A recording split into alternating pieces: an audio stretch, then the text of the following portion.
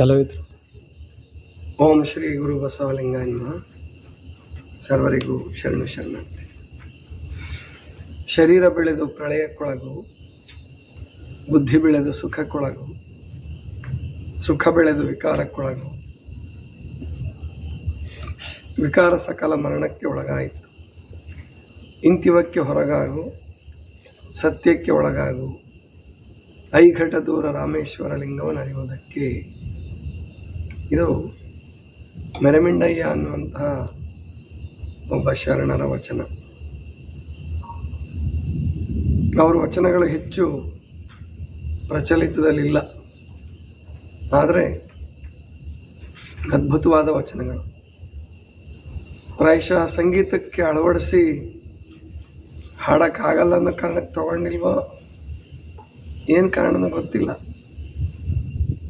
ಅವ್ರದ್ದು ಕಾವ್ಯಾತ್ಮಕತೆ ಕಡಿಮೆ ಇದ್ದರೂ ಕೂಡ ಕೆಲವು ವಚನಗಳಲ್ಲಿ ಕಾವ್ಯಾತ್ಮಕತೆ ಇದೆ, ಸಂಗೀತಕ್ಕೆ ಅಳವಡಿಸ್ಬೋದು. ಯಾಕೆ ಗಮನ ಕೊಟ್ಟಿಲ್ವೋ ಗೊತ್ತಿಲ್ಲ. ಮತ್ತು 110 ವಚನಗಳು ಸಿಕ್ಕಿದೆ. ಅವರು 110 ವಚನಗಳಿದೆ. ಬಸವಣ್ಣವ್ರ ಸಮಕಾಲೀನರೇ, ಬಹಳ ಹಿರಿಯರನ್ನು ತಿಳ್ಕೊಂಡಿದ್ರು. ಆದರೆ ಬಸವಣ್ಣವ್ರ ಸಮಕಾಲೀನರೇ, ಅವರು ಅನುಭವ ಮಂಟಪದಲ್ಲಿ ಇದ್ದವರೇ. ಪ್ರಾಯಶಃ ತಮಿಳುನಾಡಿಂದ ಇಲ್ಲಿಗೆ ಬಂದಿರಬಹುದು. ಆದರೆ ಹರಿಹರ ಅವರ ಜೀವನ ಚರಿತ್ರೆಯನ್ನು ಕೂಡ ಪೌರಾಣಿಕರಿಸಿ ಐತಿಹಾಸಿಕ ಅಂಶಗಳಿಗೆ ಬೆಲೆ ಕೊಟ್ಟಿಲ್ಲ. ಅದೇನೇ ಇರಲಿ, ವಚನಗಳು ಸಿಕ್ಕಿದೆ ನಮಗೆ. ಅದರ ಆಧಾರದ ಮೇಲೆ ನೋಡೋದಾದರೆ ಬಹಳ ಅದ್ಭುತವಾದ ಸತ್ಯವನ್ನು ಹೇಳ್ತಾರೆ. ಶರೀರ ಬೆಳೆದು ಪ್ರಳಯಕ್ಕೊಳಗು, ಸುಖ ಬೆಳೆದು ಬುದ್ಧಿ ಬೆಳೆದು ಸುಖಕ್ಕೊಳಗು, ಸುಖ ಬೆಳೆದು ವಿಕಾರಕ್ಕೊಳಗು, ವಿಕಾರ ಸಕಲ ಮರಣಕ್ಕೆ ಒಳಗಾಯಿತು. ಎಂಥ ಅದ್ಭುತ ಒಂದು ಜೀವನ ಚಕ್ರವನ್ನು ಕೊಡ್ತಾರೆ ಅವನು.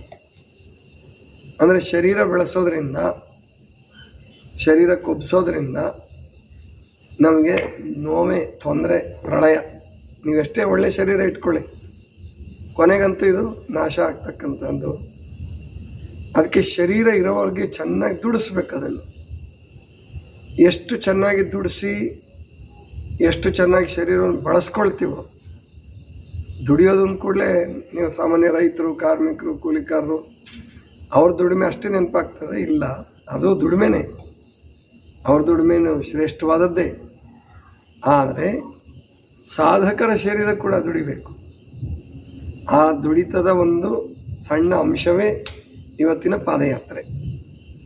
8 ಕಿಲೋಮೀಟ್ರ್ ಹೋಗೋದು, 8 ಕಿಲೋಮೀಟ್ರ್ ಬರೋದು. ಬಂದ ಮೇಲೂ ಕೆಲವರಿಗೆ ಇತ್ತೀಚೆಗೆ ನಿದ್ದೆ ಬರೋಲ್ಲ. ನಮಗೆ ಮೊದಲು ನಿದ್ದೆ ಬರ್ತಿತ್ತು, ಇತ್ತೀಚೆಗೆ ಕಡಿಮೆ ಆಗಿದೆ. ಆದರೂ ಸ್ವಲ್ಪ ವಿಶ್ರಾಂತಿ ಕೊಡ್ತೀವಿ ಅದಕ್ಕೆ. ಅಂದರೆ ಅದನ್ನು ಎಷ್ಟು ಚೆನ್ನಾಗಿ ಬಳಸ್ತೀವೋ ಅಷ್ಟು ಚೆನ್ನಾಗಿ ಬಾಳುತ್ತೆ. ಅದು ಬಳಸಿದರೆ ಮಾತ್ರ ಚೆನ್ನಾಗಿ ಬಾಳುತ್ತೆ. ನಾವು ಬಳಸದೆ ಹೋದರೆ ನಮ್ಮನ್ನು ಬಳಲಿಸುತ್ತೆ. ಅದನ್ನು ನಾವು ಬಳಸದೆ ಹೋದರೆ ವಯಸ್ಸಾಗ್ತಾ ರೋಗಗಳು ಬಂತು ಅಂದರೆ ಆಮೇಲೆ ಬಳಲ್ಬೇಕಾಗ್ತದೆ. ಒಬೆಸಿಟಿ ಜಾಸ್ತಿ ಆದರೆ, ರೋಗ ಬಂದರೆ ಆ ನೋವು, ಹಿಂಸೆ ಅನುಭವಿಸ್ಬೇಕಲ್ಲ. ಜೀವ ಹೋಗೋವರೆಗೂ ನೋವಿರುತ್ತೆ. ಅದು ನಾವು ಸರಿಯಾದ ಮಾರ್ಗ ಅನುಸರಣೆ ಮಾಡದೆ ಹೋದರೆ, ಶರೀರವನ್ನು ತಿದ್ದುಕೊಳ್ಳದೆ ಹೋದರೆ, ಪ್ರಳಯ ಆಗೋವರೆಗೂ ಒದ್ದಾಡಿಸಿ ಹಿಂಸೆ ಪಟ್ಟು ಸಾಕಪ್ಪ ಈ ಜನ್ಮ ಅನ್ನಿಸ್ಬಿಡುತ್ತೆ. ಅದಕ್ಕೆ ಶರೀರವನ್ನು ಚೆನ್ನಾಗಿ ಬಳಸಬೇಕು. ಆವಾಗ ನಮಗೆ ಬಳಲಿಕ್ಕೆ ಆಗಲ್ಲ. ಬಾಳುತ್ತೀವಿ, ಚೆನ್ನಾಗಿ ಬಾಳುತ್ತೀವಿ. ಅದನ್ನು ಎಷ್ಟು ದುಡಿಸ್ತೀವೋ, ಎಷ್ಟು ಚೆನ್ನಾಗಿ ಬಳಸ್ತೀವೋ ಅಷ್ಟು ಚೆನ್ನಾಗಿ ಬಾಳ್ತೀವಿ. ಯಾವ ರೂಪದಲ್ಲಾದರೂ ಬಳಸಿ, ಒಳ್ಳೆ ಕೆಲಸ ಮಾಡಿ. ಏನು ಕೆಲಸ ಬರುತ್ತೋ ನಮಗೆ ಮಾಡಿ. ಸುಮ್ಮನೆ ಕೂತ್ಕೋಬೇಡಿ. ಸುಮ್ಮನೆ ಕೂತ್ವಿ ಅಥವಾ ಕೂತಿದ್ದ ತಕ್ಕನಾಗ ಆಹಾರನೂ ಕಡಿಮೆ ಮಾಡ್ಬೇಕು. ಅವಾಗ ನಾವು ಸುಮ್ಮನೆ ಕೂಡ ಪ್ರಸಂಗ ಬಂದರೆ, ಕೆಲಸ ಮಾಡೋಕ್ಕಾಗಲಿಲ್ಲ ಅಥವಾ ಜಪ ತಪ ಮಾಡಬೇಕು ಅಥವಾ ಧ್ಯಾನ ಮಾಡಬೇಕು ಅಂದರೆ ಆಹಾರದಲ್ಲಿ ಕೂಡ ಬದಲಾವಣೆ ಮಾಡಬೇಕು. ಪೋಷಕಾಂಶಯುಕ್ತವಾದ ಆಹಾರ ಕಡಿಮೆ ಪ್ರಮಾಣದಲ್ಲಿ ಎಷ್ಟು ಅಗತ್ಯ ಇದೆಯೋ ಅಷ್ಟೇ ತಗೋಬೇಕು. ಯಾರ್ಯಾರ ಕಾಯಕಕ್ಕೆ ಎಷ್ಟೆಷ್ಟು ಆಹಾರ ಅಗತ್ಯ ಇದೆಯೋ ಅಷ್ಟಷ್ಟೇ ತೊಗೊಂಡ್ರೆ ಕಾಯಿಲೆಗಳು ಬರಲ್ಲ. ಇಲ್ಲ ಅಂದರೆ ಬಳಲಿಕೆ ಆಗ್ತದೆ. ಉಪವಾಸದ ಬಗ್ಗೆ ಗೊತ್ತಿರಬೇಕು. ಉಪವಾಸದ ಬಗ್ಗೆ ಗೊತ್ತಿಲ್ಲದೆ ಹೋದರೂ ಬಳಲಿಕೆ ಉಂಟಾಗ್ತದೆ. ನೀವೆಂಥ ಒಳ್ಳೆಯ ಆಹಾರ ತಗೊಳ್ಳಿ, ಎಷ್ಟೇ ಭಾಳ ಚೆನ್ನಾಗಿ ದುಡೀರಿ, ಉಪವಾಸ ಮಾಡೋದು ಗೊತ್ತಾಗದೆ ಹೋದರೆ ರೋಗ ಬಂದೇ ಬರ್ತದೆ. ಎಂಥ ವಜ್ರಕಾಯಿ ಇದೆ ಅಂದರೆ ರೋಗ ಬರುತ್ತೆ. ಆ ರೋಗವನ್ನು ನೀವು ಔಷಧಿ ತೊಗೊಂಡು ನಿವಾರಣೆ ಮಾಡ್ಕೊಳಕ್ಕೆ ಹೋದರೆ ಆ ಚಕ್ರದಲ್ಲಿ ಸಿಕ್ಕಾಕೊಂಡ್ರೆ, ಇಂಥ ವಿಷ ಚಕ್ರದಲ್ಲಿ ಅದಾಗಲಾರ್ದಂಗೆ ನೋಡ್ಕೋಬೇಕು. ಅಂದರೆ ಶರೀರವನ್ನು ಅದರ ಲಿಮಿಟೇಷನ್ ಗೊತ್ತಿರಬೇಕು. ಇದು ಪ್ರಳಯ ಆಗುವಂಥದ್ದು, ಇದು ರೋಗಕ್ಕೆ ಈಡಾಗುವಂಥದ್ದು ಅನ್ನೋದು ಗೊತ್ತಿರಬೇಕು. ಶರೀರ ಬೆಳೆದು ಪ್ರಳಯಕ್ಕೊಳಗು, ಬುದ್ಧಿ ಬೆಳೆದು ಸುಖಕ್ಕೊಳಗು. ಬುದ್ಧಿ ಬೆಳೆಸೋದ್ರಿಂದ ಸುಖ ಸಿಗ್ತದೆ. ನೋಡಿದ್ದೀರಿ, ಈಗಲೂ ಕೂಡ ಇವತ್ತಿನ ಕಾಲದಾಗೂ ಸಮಾನತೆ, ವಿಜ್ಞಾನ ಎಲ್ಲ ಬೆಳೆದು ಹಂಚಿಕೆ ಆಗಬೇಕು. ಆಮೇಲೆ ಆದಾಯ, ಹಣ ಒಂದೇ ಕಡೆ ಸಂಗ್ರಹ ಆಗಬಾರ್ದು ಅಂದರೂ ಕೂಡ ಯಾರ್ಯಾರು ದೊಡ್ಡ ದೊಡ್ಡ ಕೆಲಸ ಮಾಡ್ತಾರೆ, ಬುದ್ಧಿವಂತರು ಇರ್ತಾರೆ, ಅವ್ರಿಗೆ ಸಂಬಳ ಹೆಚ್ಚಿದ್ದೇ ಇದೆ. ಪ್ರಕೃತಿ ನಿಯಮ ಅದು. 2 ಲಕ್ಷದ ತನಕ ತಗೊಳ್ತಾರೆ ಲೆಕ್ಚರರ್ಸು. ಆಮೇಲಿಂದ ಮಿನಿಸ್ಟ್ರುಗಳಿಗೆ ಇನ್ನೂ ಬೇಕಾದಷ್ಟು ಬರುತ್ತೆ, ಉದ್ಯಮಿಗಳಿಗೆ ಇನ್ನೂ ಬೇಕಾದಷ್ಟು ಬರುತ್ತೆ. ಅವರೆಲ್ಲ ಬುದ್ಧಿ ಬೆಳೆಸ್ಕೊಂಡು ಸುಖವನ್ನು ಕಂಡುಕೊಂಡಿದ್ದಾರೆ. ಬುದ್ಧಿ ಬೆಳೆಸೋದ್ರಿಂದ ಸುಖ ಬರ್ತದೆ. ಸುಖದ ಹಿಂದೆ ವಿಕಾರ, ಸುಖ ಬೆಳೆದು ವಿಕಾರಕ್ಕೊಳಗೆ. ಸುಖದ ಹಿಂದೆ ದುಃಖ, ರೋಗ, ನೋವು, ಹಿಂಸೆ ಬರೋದೇನೆ. ಅದಕ್ಕೆ ಜಾಣರಾದಂಥವರು ಬೇಕಾದ ಶ್ರೀಮಂತರಿರಲಿ, ಕೆಲವು ನಿಯಮಗಳನ್ನ ಇಟ್ಕೊಂಡು ಆ ನಿಯಮಗಳ ಥರ ಬದುಕ್ಬಿಟ್ರೆ ಶ್ರೀಮಂತಿಕೆ ನಮ್ಮನ್ನು ಕಾಡಲ್ಲ ಅವಾಗ. ಆಮೇಲೆ ಬಂದ ಹಣ, ಬಂದ ಶ್ರೀಮಂತಿಕೆ ನನಗೊಬ್ಬನಿಗೆ ಅಂತ ಯಾರಾದರೂ ಶ್ರೀಮಂತ ಭಾವಿಸ್ಕೊಂಡ್ರೆ, ನಾನು ಸಿಕ್ಕಂಗೆ ಖರ್ಚು ಮಾಡ್ಬೋದು ಅಂತೇಳಿ ಭಾವಿಸ್ಕೊಂಡ್ರೆ ಅವನು ಜೀವನನ ಅರ್ಥ ಮಾಡ್ಕೊಂಡಿಲ್ಲ ಅಂತ. ಈಗ ಪಾಶ್ಚಿಮಾತ್ಯ ಜಗತ್ತೆಲ್ಲ ಹಾಗೆ ಆಗ್ತಿರೋದು. ಪಾಶ್ಚಿಮಾತ್ಯ ಜಗತ್ತಿನಲ್ಲಿ ದುಡ್ದಿದ್ದೆಲ್ಲ ಬರೀ ಭೋಗಕ್ಕೆ ಹೋಗ್ತಾ ಇದೆ. ನಮ್ಮ ಜಯಪ್ರಕಾಶ್ ಫ್ರಾನ್ಸಿಸ್ ಅವರು ಮೊನ್ನೆ ಒಂದು ಹಡಗಲ್ ಪ್ರಯಾಣ ಮಾಡಿದ್ದಾರೆ 10 ದಿವಸ. ಅಂದರೆ ಅಮೇರಿಕಾದಿಂದ ಇಂಗ್ಲೆಂಡಿಗೆ ಬಂದಿದ್ದಾರೆ. ಅಲ್ಲಿ ಬರುವಾಗ ಅದರ ವೈಭವ ಹೇಳ್ತಾ ಇದ್ರು, ವಿಡಿಯೋ ಕಾಲ್ ಹಾಕಿ ತೋರಿಸ್ತಾ ಇದ್ರು. 14 ಅಂತಸ್ತಿನ ಹಡಗು, 14 ಅಂತಸ್ತು. ನಾವು ಮನೆ ಕಟ್ಟಕ್ಕೆ ಆಗ್ತಾ ಇಲ್ಲ, ನಮಗೆ ಇನ್ನು ಗೊತ್ತಾಯ್ತಲ್ಲ, ಬಿಲ್ಡಿಂಗ್ ಕಟ್ಟಕ್ಕೆ ಆಗ್ತಾ ಇಲ್ಲ. 14 ಅಂತಸ್ತಿನ ಹಡಗು. ಆಮೇಲೆ ಅದರಲ್ಲಿ ಎಲ್ಲ ರೀತಿಯ ಸುಖ ಭೋಗಗಳು, ಸ್ವಿಮ್ಮಿಂಗ್ ಪೂಲಿಂದ ಹಿಡ್ಕೊಂಡು ಫುಟ್ಬಾಲ್ ಪ್ಲೇಯಿಂಗ್ ಗ್ರೌಂಡು, ಬೇರೆ ಬೇರೆ ಆಟಗಳದ್ದು ಗ್ರೌಂಡು, ಗಾಲ್ಫ್ ಆಡ್ಬೋದು, ಫುಟ್ಬಾಲ್ ಆಡ್ಬೋದು, ಬೇರೆ ಬೇರೆದೆಲ್ಲ ಆಟ ಆಡೋದಕ್ಕೆ ಗ್ರೌಂಡು. ಅದರಲ್ಲಿ ಎಷ್ಟು ಜನ ಪ್ರಯಾಣ ಮಾಡ್ತಿದ್ರು ಅಂದರೆ 6,000 ಜನ. ಗೊತ್ತಾಯ್ತಾನೆ, 6,000 ಜನ 10 ದಿವಸಕ್ಕೆ. ಅದ್ರ ಬಾಡಿಗೆ 3 ಲಕ್ಷ ರೂಪಾಯಿ. 1 ದಿವಸಕ್ಕೆ 30,000 ರೂಪಾಯಿ. ಅದೇನು ಅಲ್ಲ, ಹಂಗೆ ನೋಡ್ತಾ ಹೋದರೆ ಆ ಲೆಕ್ಕಕ್ಕೆ. ಅದಕ್ಕೆ ಡೀಸೆಲ್ ಎಷ್ಟು ಖರ್ಚಾಗತ್ತೆ ಮೊದಲು ಕೇಳ್ರಿಂದ ನಾನು, ಗೊತ್ತಾಯ್ತಲ್ಲ, ಅದನ್ನು ಕೇಳಿ ನನಗೆ ಹೇಳ್ರಿ ಅಂತೇಳಿ. 1 ದಿವಸಕ್ಕೆ 3 ಲಕ್ಷ ಲೀಟ್ರ್ ಬೇಕು. 1 ದಿವಸಕ್ಕೆ ಸಾಗೋದಕ್ಕೆ ಅದಕ್ಕೆ 400 ಕಿಲೋಮೀಟ್ರ್ ಸಾಗತ್ತದು. ಅದಕ್ಕೆ 3 lakh kilometre, 3 lakh diesel, 3 lakh litre ಬೇಕು.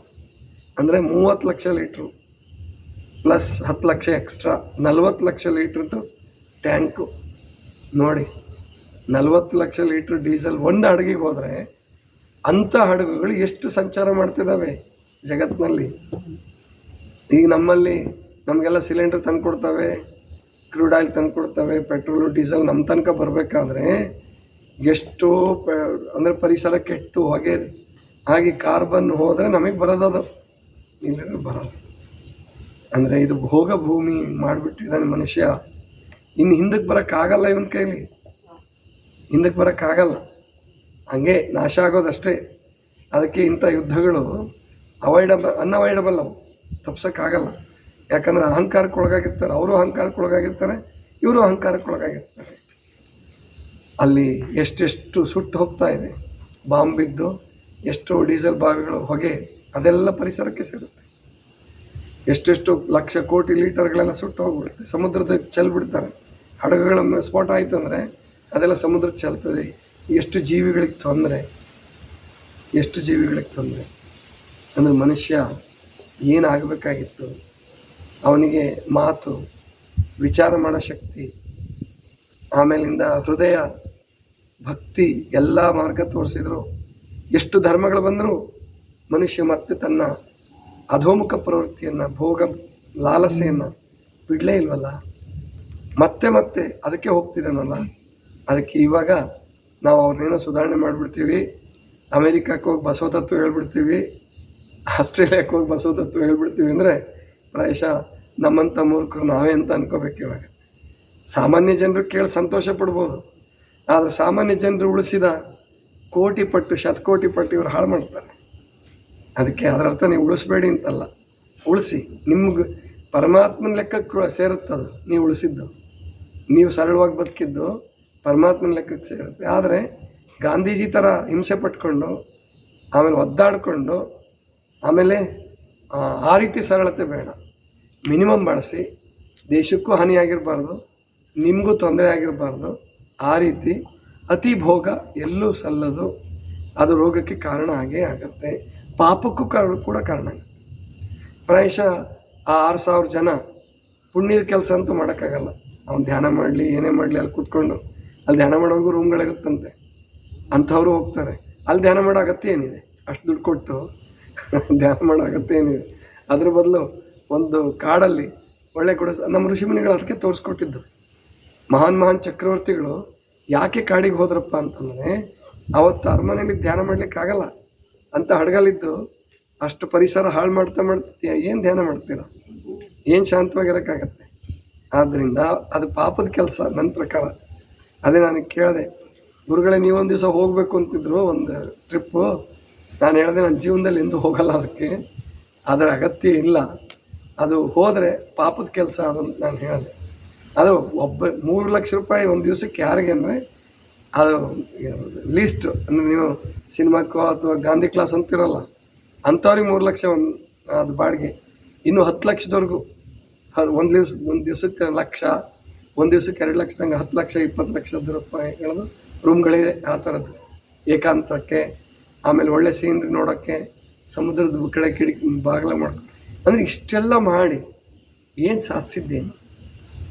ಅವನು ಇಷ್ಟೆಲ್ಲ ಹೋಗಿ ದುಡಿದು, ಅವ್ನು ದುಡಿದಿರ್ಬೋದು, ಉದ್ಯಮಿ ಇರ್ಬೋದು.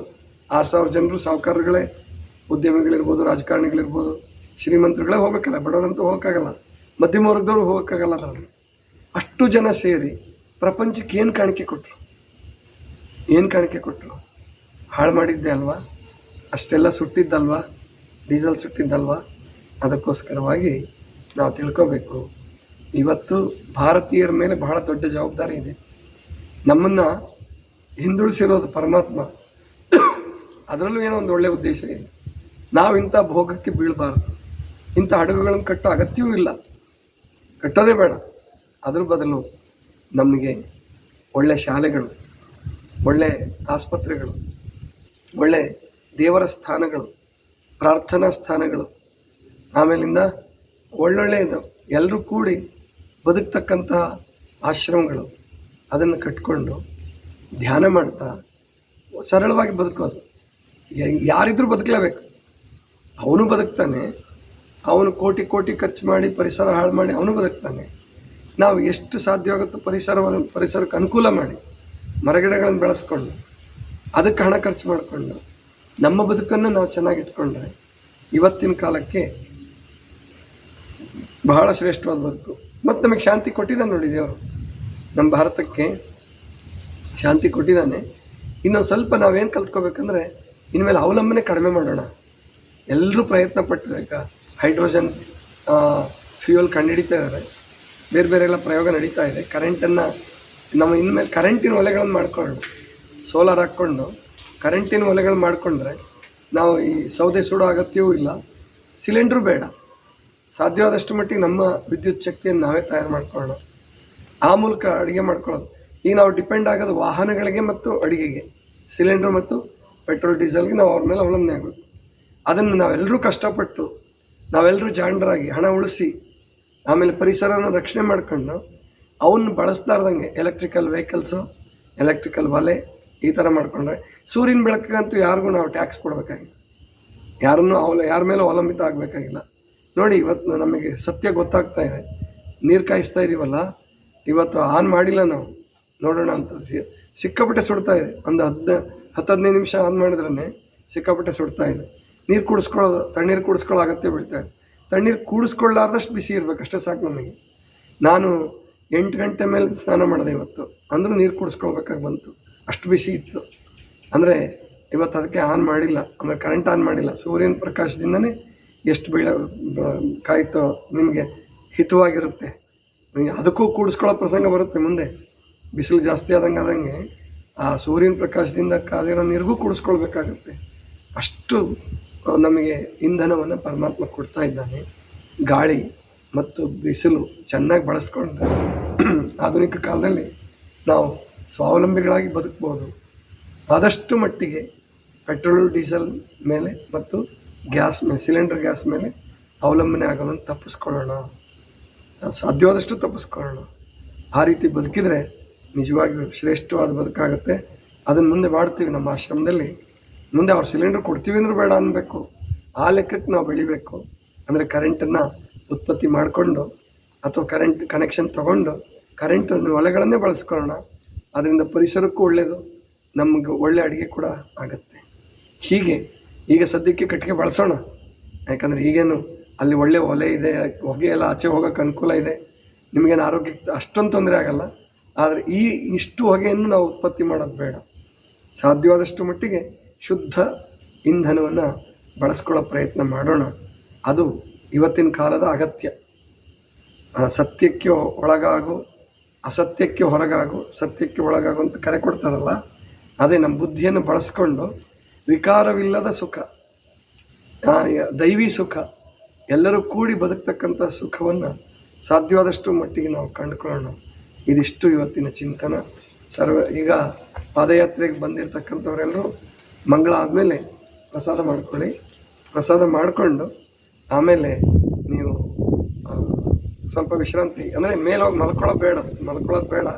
10 ಗಂಟೆಗೆ 10 ನಿಮಿಷ ಇರುವಾಗಲೇ ಕೆಳಗಡೆ ಬಂದುಬಿಡಿ. ಮೇಲೆ ಹೋಗಿದ್ರು ಕೂಡ ವಿಶ್ರಾಂತಿ ಮಾಡಿದರೆ ಇನ್ನು 5 ನಿಮಿಷ ಇರುವಾಗ ಎಲ್ಲರೂ ಇಲ್ಲೇ ಇರಬೇಕು. 10 ಗಂಟೆಗೆ ಸರಿಯಾಗಿ ಬಿಡೋಣ. ಎಲ್ಲರೂ ಬನ್ನಿ, ಕರ್ಸ್ಕೊಳ್ಬೇಡ ಯಾರನ್ನು. ಹೋದ ಸಾರಿ ಎಲ್ಲರೂ ಎಲ್ಲೆಲ್ಲೆಲ್ಲೋ ಹೋಗ್ಬಿಟ್ಟಿದ್ರಿ ವಿಶ್ರಾಂತಿ ಮಾಡಿ ಅಂದಿದ್ದಕ್ಕೆ. ಈ ಸಾರಿ ಹಾಗೆ ಮಾಡೋದು ಬೇಡ. 5 ನಿಮಿಷ 10 ನಿಮಿಷ ಮುಂಚೆನೇ ಬನ್ನಿ ಕೆಳಗಡೆ, ಎಲ್ಲರೂ ಸಾಲ್ ಮಾಡೋಣ. 10 ಗಂಟೆಗೆ ಸರಿಯಾಗಿ ಬಿಡೋಣ. ಇದಿಷ್ಟು ಇವತ್ತಿನ ಚಿಂತನ. ಸರ್ವರಿಗೂ ಕ್ಷಮಿಸಿ.